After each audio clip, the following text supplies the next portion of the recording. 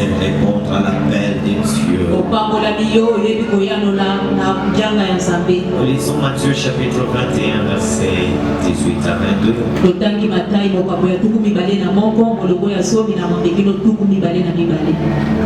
Matthieu chapitre 21, verset 18 à 22.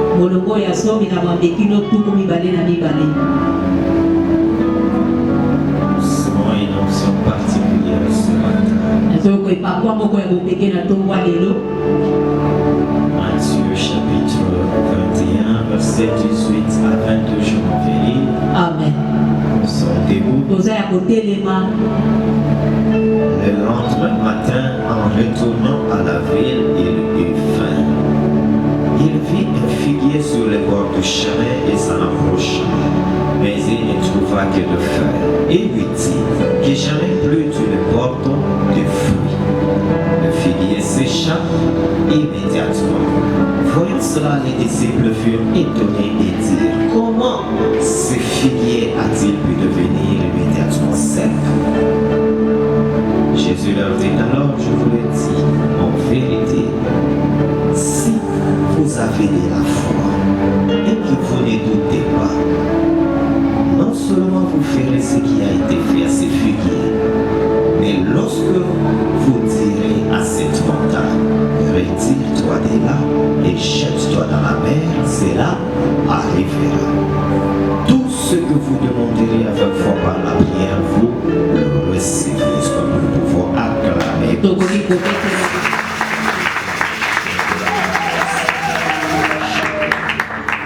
Qu'il soit béni. Qu'il soit béni. Amen. Alléluia. Amen. Voilà les 4 dimensions de la foi qu'il y a dans ce texte. Nous avons vu que la première dimension, c'est Dieu qui croit. C'est Dieu qui croit. Avant que tu ne le saches, Dieu a cru en toi. Avant que tu ne l'apprennes, Dieu t'a fait confiance. Avant que tu ne saches ce qu'il préparait pour toi, lui, il a tout organisé et il a cru que tu es capable de le faire. Avant que tu te penses pouvoir faire quelque chose, lui, il sait que tu peux tout faire. Même si tu crois que tu ne peux rien faire, parce que Dieu croit en toi qu'il te confie cette responsabilité. Il a dit à Jérémie: avant que tu ne sois dans le ventre de ta mère, je t'avais consacré. Avant qu'il soit, alors qu'il était une masse informe dans le ventre de sa mère, il était déjà établi prophète des nations. Alors Jérémie est né, il a grandi, il dit qu'il est un enfant et qu'il n'est pas capable de parler. Pourtant Dieu avait cru en lui avant même qu'il ne naisse. Dieu forme des plans pour ta vie longtemps afin que tu ne sois sur la terre et il le croit en toi. C'est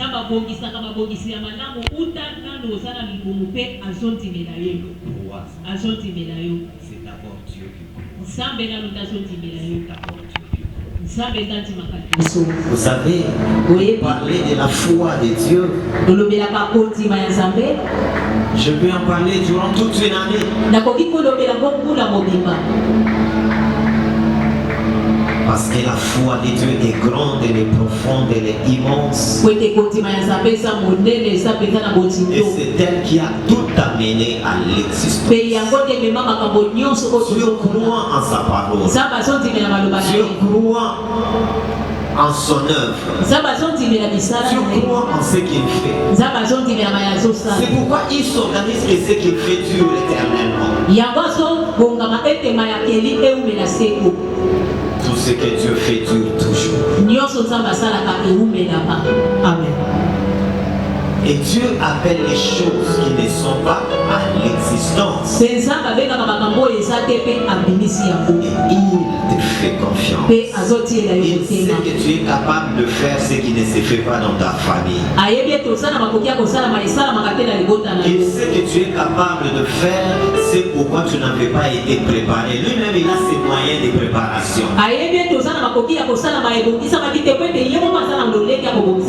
Lui-même, il sait comment t'apprendre, te donner de l'expérience, de la maîtrise pour ce qu'il te confie comme mission. Tu peux être médecin. Lorsque Dieu t'a appelé à être médecin, tu ne seras pas comme tout le médecin. Tu seras un médecin particulier. Un médecin qui va inventer des choses. Un médecin dont on va parler particulièrement. Il y a des médicaments qui portent les noms des médecins qui les ont inventés. Il y a des traitements qui portent les noms de médecins qui les ont inventés, qui les ont découverts. Celui qui a effectué la neurochirurgie pour la toute première fois, tout le monde s'est méfié de lui. Même l'hôpital où il travaillait l'avait désapprouvé.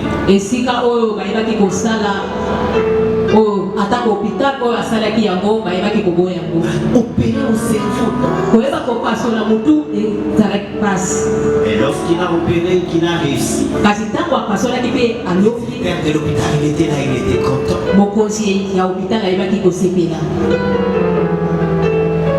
Mais lorsqu'il a fait commencer, personne n'avait cru en lui. Dieu savait ce qu'il faisait avec lui. Et lui-même, il croyait. Lorsque Dieu croit en toi, tu dois arriver à croire à toi-même. Parce que Dieu a commencé déjà à croire en toi. Parce que Dieu t'a donné des capacités qu'il croit en toi. Lorsque tu crois en toi, tu reconnais tout simplement ce que Dieu a fait.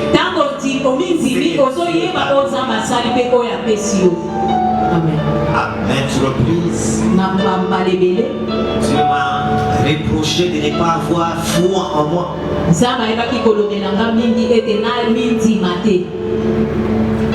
De ne pas avoir foi en ce qu'il m'a donné.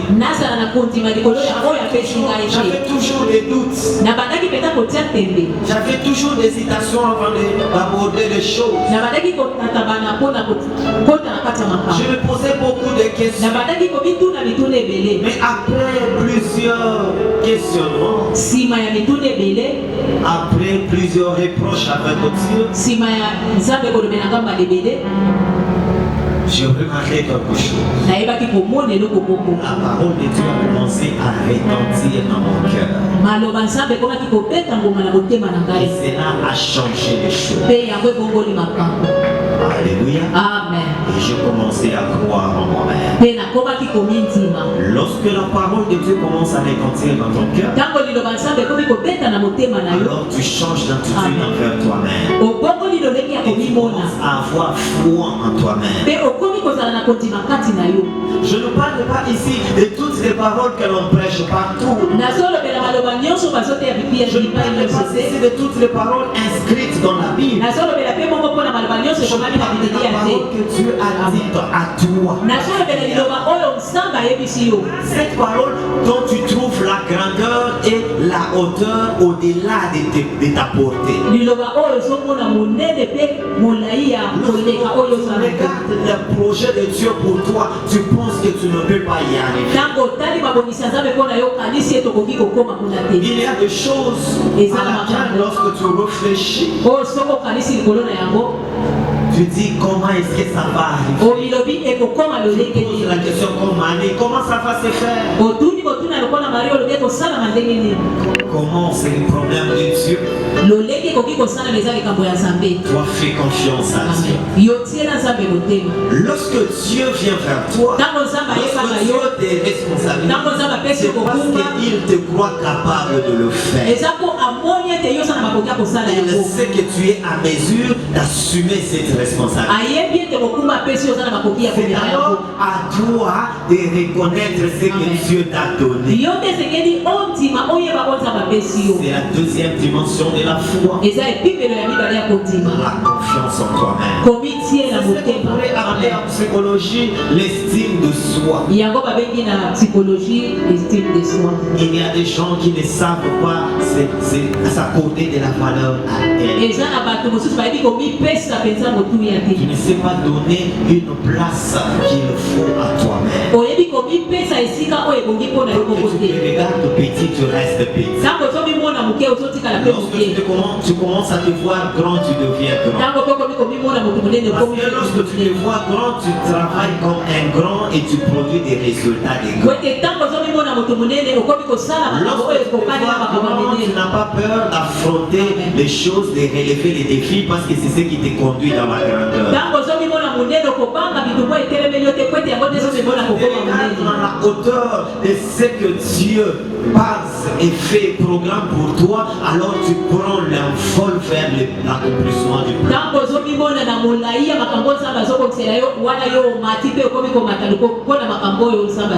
La foi, par essence, c'est la réponse de l'homme à la vocation ou à l'appel de Dieu.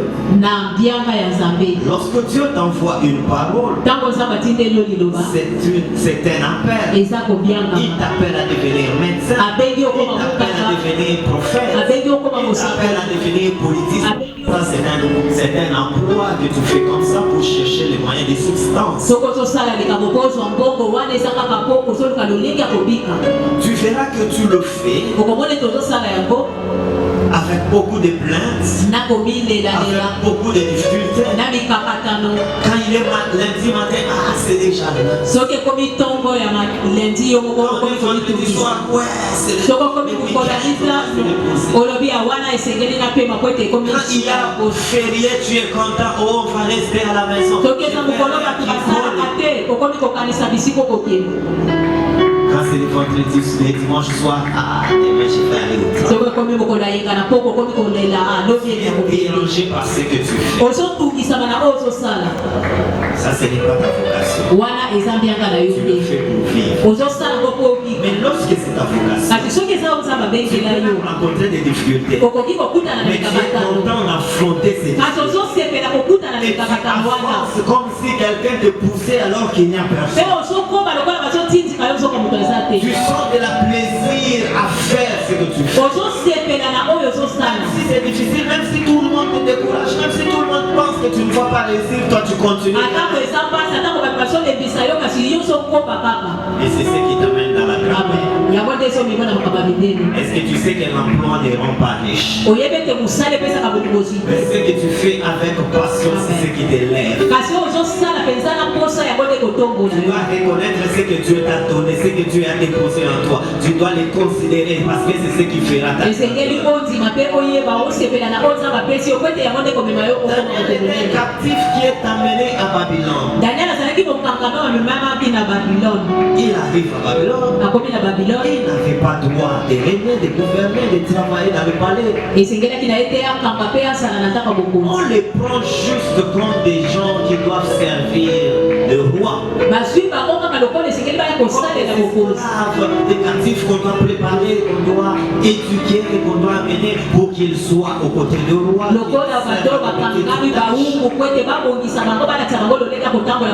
Il devait le servir à des petites tâches. Daniel était là avec ses compagnons. Ils étaient attachés à Dieu. Il y avait une interdiction de prier et une prière.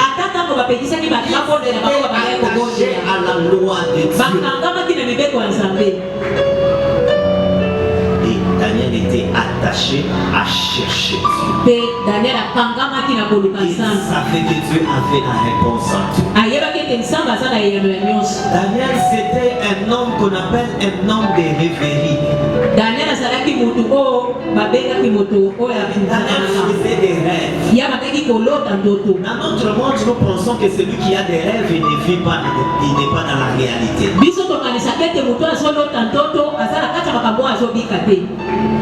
Il est en train de planer. Mais les rêves prophétie était la passion de Daniel. Parce que pour arriver à interpréter un rêve, il faut être un rêveur soi-même. Si tu ne rêves pas, tu ne peux pas interpréter un rêve. Et lorsque vous lisez les livres de Daniel, vous verrez qu'il raconte des rêves.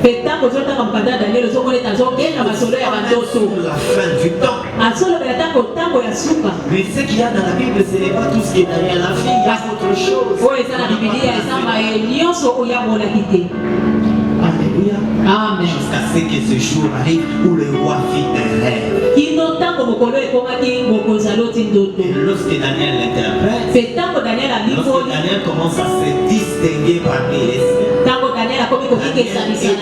il fait au-dessus de tous les satans, tous les la même chose arriva avec Joseph. Le problème de Joseph commence lorsque Joseph a eu un rêve.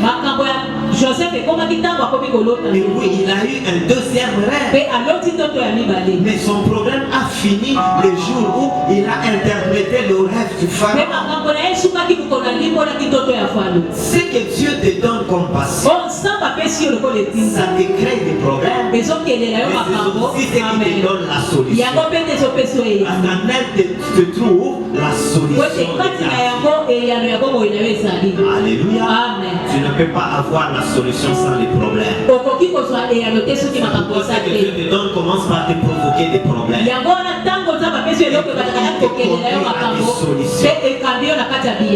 Si tu es appelé à porter des solutions, tu vas commencer par avoir des problèmes. Tous ceux qui travaillent dans la puissance de la guérison commencent par tomber malade. Posez la question à ma mère.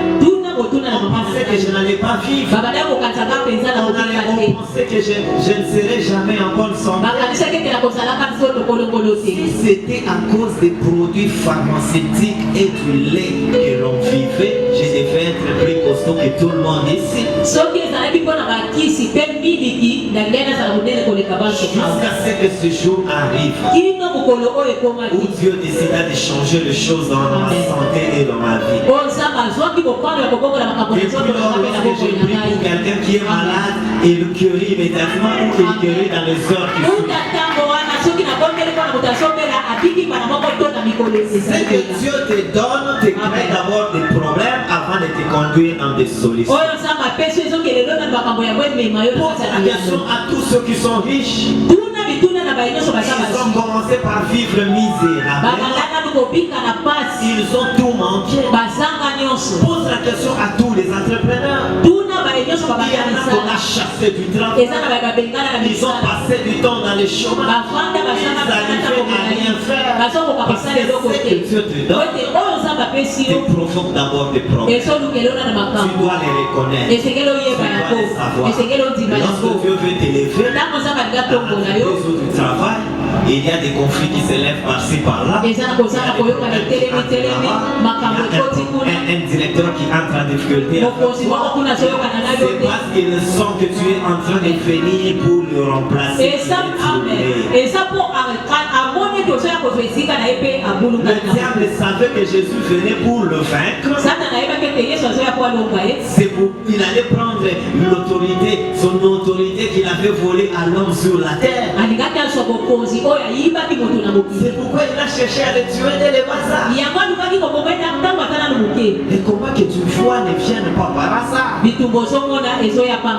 C'est attaché à ta vie. C'est attaché à ta destinée. C'est attaché à ce que Dieu t'a donné. C'est attaché à ce qui transformera ta vie. C'est attaché au plan de Dieu pour ta vie. Tu dois croire en ce que Dieu t'a donné. Tu ne crois pas, tu ne les reconnais pas. Ça va continuer à te compliquer. Agir conséquemment.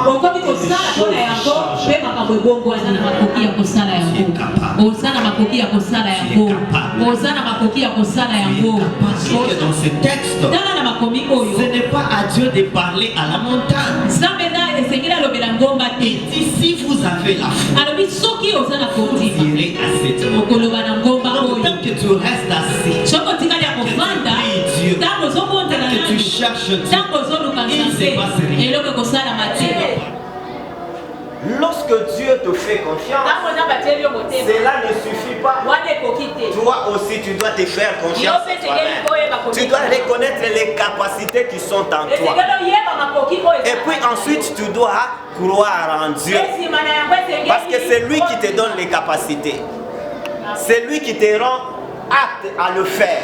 En lui faisant confiance, c'est une autre forme d'acceptation de ce que tu as reçu. J'appelle quelqu'un ce matin à croire en Dieu. Crois en Dieu. Dieu a cru en toi. Dieu t'a fait confiance. Tu dois avoir confiance en toi-même. Et tu dois avoir confiance en Dieu. Parce que tout ce que tu fais, ça ne se fait pas par ta force, mais ça se fait par la force de Dieu. C'est Dieu qui l'accomplit pour toi. C'est Dieu qui organise les circonstances. C'est Dieu qui planifie les temps. C'est Dieu qui amène ceux qui sont autour de toi pour qu'ils te servent. Dieu dit, rend disponible les gens qui vont t'aider à avancer. Tous ceux qui s'approchent de toi, c'est parce qu'ils ont un rôle important à jouer dans ta vie. Ils ne viennent pas par hasard. Ils ne viennent pas par hasard. Ceux qui viennent pour un temps, ils entrent dans ta vie et ils partent. Mais il y en a qui viennent pour rester. Ils viennent et ils restent. Parce qu'ils ont un rôle important à jouer durablement dans ta vie. Et tout concourt au bien de ceux qui aiment Dieu. C'est ce que la Bible dit. Tout concourt au bien de ceux qui aiment Dieu. Tout concourt au bien de ceux qui ont foi en Dieu. Donc, avoir foi en Dieu signifierait que Dieu croit en moi. Je crois en moi-même et je crois en Dieu. Alléluia. La dernière dimension, nous en parlerons le dimanche prochain. Alléluia. Amen. Lorsque vous avez la foi, vous direz à cette montagne, donc je prends conscience de mon autorité. Alors je peux parler à la montagne. Puisque je sais que j'ai l'autorité pour changer les choses, je peux donc parler à la montagne. Ce n'est pas tout le monde qui peut parler et donner des ordres militaires. Ça doit être leur chef, leur officier. Lorsque tu arrives dans une entreprise, ce n'est pas à toi de commencer à commander si tu n'as pas de responsabilité là-bas. Si tu as des problèmes, tu dois parler avec leur chef. Lorsqu'on m'arrête en route, je demande qui est le supérieur d'entre vous. C'est avec lui que je vais discuter. Je ne parle pas avec tout le monde. Il y en a qui ne comprennent rien. Il y a des policiers à qui tu dis des choses, ils ne comprennent rien. Ils ne connaissent même pas les codes de la route et il veut parler. Alléluia. Alors je vais parler à son responsable.